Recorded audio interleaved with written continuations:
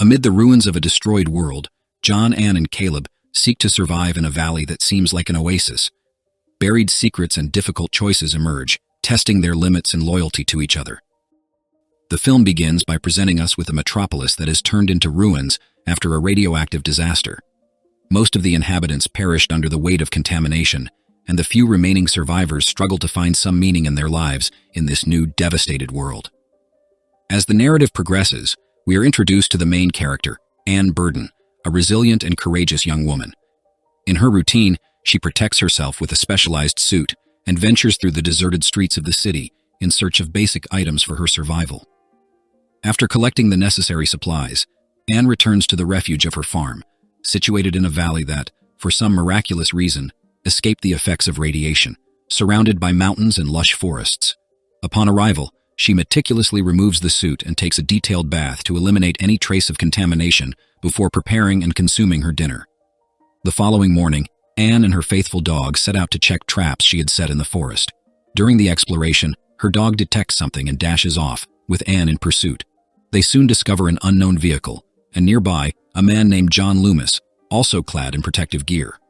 From a safe distance, Anne watches as John carefully examines the environment with a radiation detector. Upon confirming that the area is radiation-free, he relaxes, removes his suit, and heads to a nearby waterfall to refresh himself. Alarmed, Anne interrupts the scene and runs toward John, pleading with him to get out of the water, explaining that the waterfall is contaminated by radioactive waters flowing from the city. John, startled and surprised by Anne's sudden appearance, points a gun at her. Quickly, she clarifies her peaceful intentions and reiterates the danger of radiation. Understanding the gravity of the situation, John leaves the water, but the symptoms of contamination begin to manifest, and he vomits due to the exposure. In a state of visible weakness, John struggles to inject himself, trembling with pain. Anne intervenes, helping him with the injection. Aware of his critical condition, John pleads with Anne to incinerate his body if necessary to prevent the spread of radiation. However, Anne, determined and compassionate, refuses to succumb to despair. She takes him for a meticulous bath at her farm, attempting to decontaminate him completely before bringing him inside. In the following days, Anne dedicates herself entirely to John's care, administering medication and monitoring his health. On a particularly difficult night, John suffers from high fever and delirium in agony. Anne resorts to cold compresses in an attempt to alleviate his pain, but his condition worsens, leaving him unconscious. With no other options, Anne seeks comfort and hope in fervent prayers for John's recovery, who against all odds wakes up, showing signs of improvement. On a quiet night, under the starry sky, Anne pulls out an old photo album and begins to share fragments of her past with John.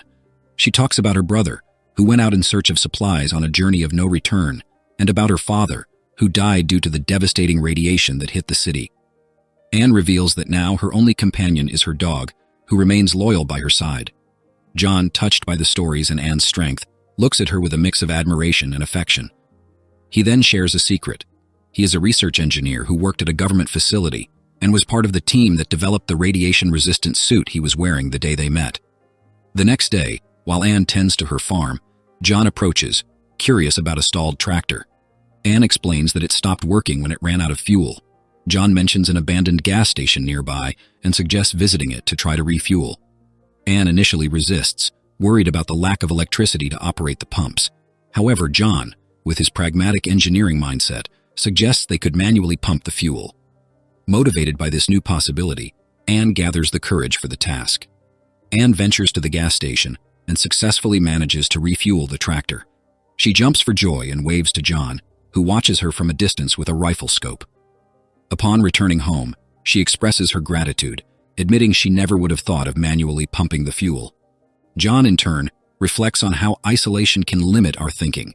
He shares that his life in the government bunker made him feel like he was at a dead end, and that building his wagon car and suit was his way of breaking free from that stagnation and seeking freedom and adventure.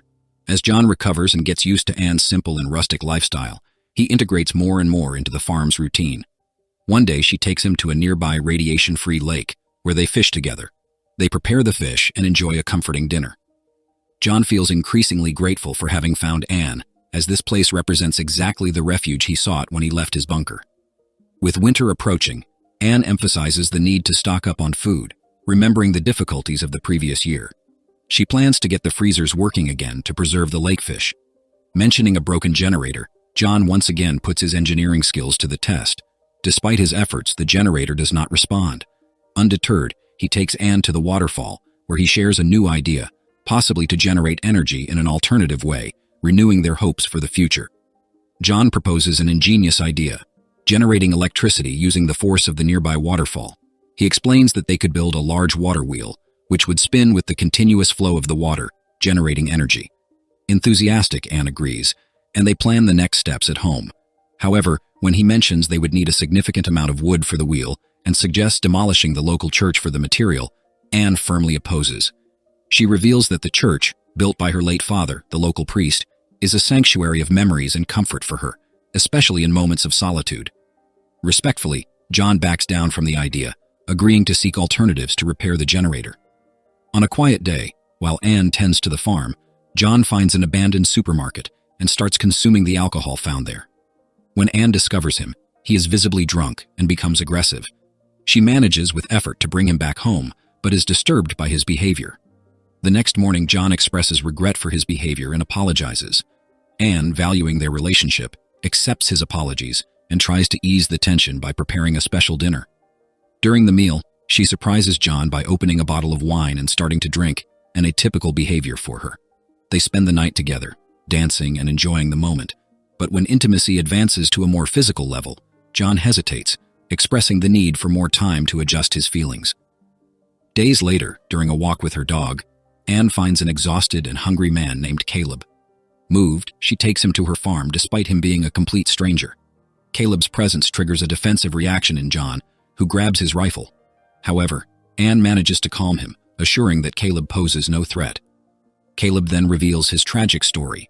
He had been living with a group in a nearby mine, but the radiation eventually invaded their area, leading to chaos and violence among his companions, forcing him to flee. Later, in a private conversation, Anne insists they allow Caleb to stay with them. John, reluctant, eventually agrees, recognizing that the final decision is Anne's, as she is the one who truly transformed that space into a home. That special night, while sharing an intimate meal, John and Caleb recounted dark experiences they witnessed in the devastated landscapes of the post-apocalyptic world. John told of an encounter with a young boy severely affected by radiation while traveling north. The boy, in unbearable agony, begged for an end to his suffering. With a heavy heart, John granted his wish, and in a gesture of mercy, ended his life, leaving his body by the roadside. After the meal, Anne took Caleb to the room he would occupy, ensuring he had a comfortable rest. Observing the interaction between them, John expressed his concerns, advising Anne to be cautious with the newcomer, given the scarcity of information about his past. In response, Anne questioned why John had never mentioned the tragic incident with the radioactive boy.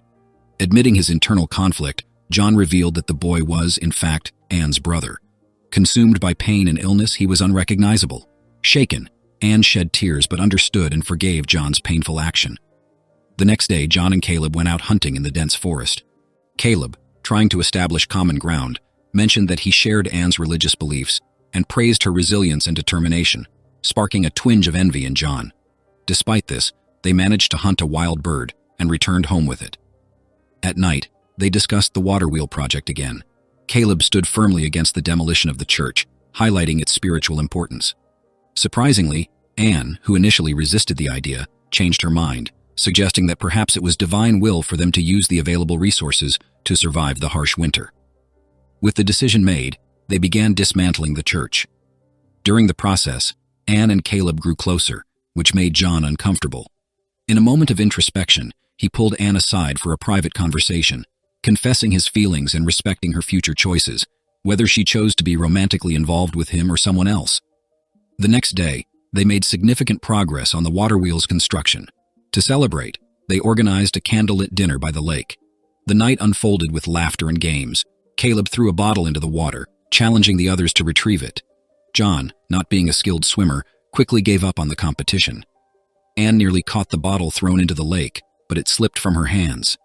Impressed, Caleb offered help, and together they dove to retrieve it. Watching them, John felt a pang of jealousy. When Anne emerged from the water, John, on impulse, declared he was ready to marry her. She was surprised by the proposal, but her smile suggested happiness.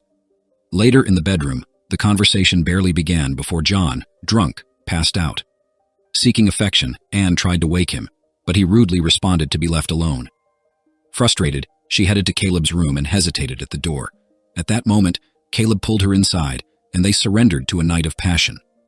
The next morning, Anne and Caleb shared breakfast, causing discomfort in John.